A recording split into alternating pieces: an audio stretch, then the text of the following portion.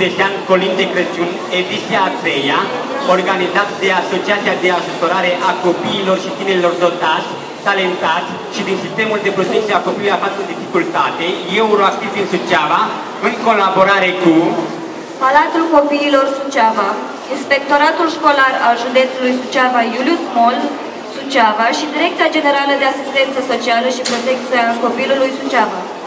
De această cale, dorim să mulțumim tuturor colaboratorilor și sponsorilor care au făcut posibilă organizarea acestui concurs, în special domnului Ștefan Zosin de la Iulius Mol Suceava, Asociația Protin Suceava, doamnei Manuela Luca, doamnei Rodica Mandiuc, doamna profesor Narcisa Daniela Ștefănescu, doamna Isabela Galeș, și tuturor invitaților care au confirmat participarea la acest plăcut eveniment.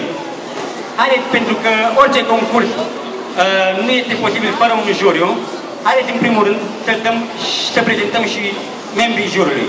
Începem prima dată cu doamna profesor universitar, dr. Maria Ardeleanu, deputat de Suceava și președinta juriului. Bine ați venit, doamna deputat! Doamna director Margareta Isăilă de la Direcția Generală de Asistență Socială și Protecția Copilului. Doamna director de la Beatrice Coleva, de la Palatul Copiilor Suceava. Vă mulțumim, doamna director. Doamna profesor Narcisa Daniela Ștefănescu, vicepreședinta Asociației Euroactiv Suceava. Încă nu vedem pe doamna economist Rodica Mandiuc de la Consiliul Județean. Sperăm să ajungă și dumneavoastră ei, care este a 5-a parte din juriu. Doamna Rodica Mandiuc, dacă ați ajuns, vă așteptăm la masa juriului. Mulțumim juriului nostru și tuturor sponsorilor și colaboratorilor care au făcut posibil organizarea acestui eveniment.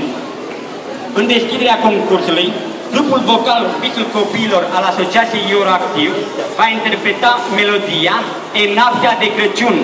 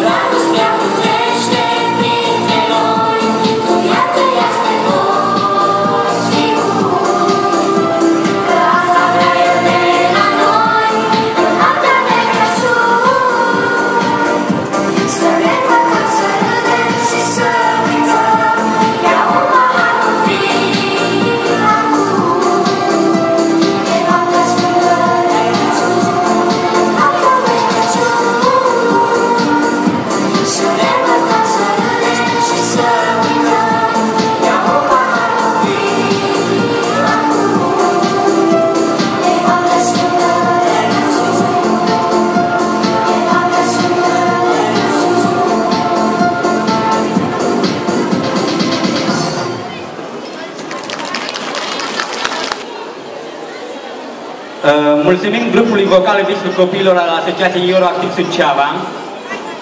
În continuare, dăm drumul la concursul propriu-zis Colin de Crăciun ediția 3-a, unde juriul va avea o mare sarcină.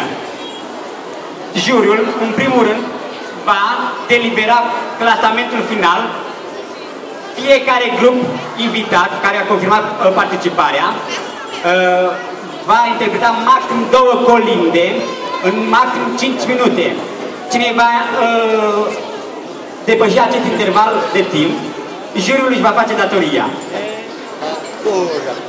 Așadar, s-au înscris în concurs un număr de 564 de elevi din 28 de unități școlare, 5 unități de asistență socială și 40 de elevi din asistență maternală.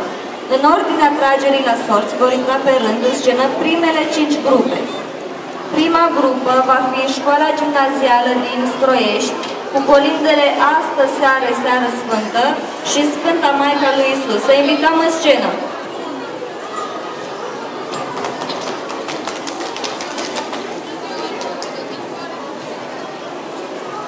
Maritele,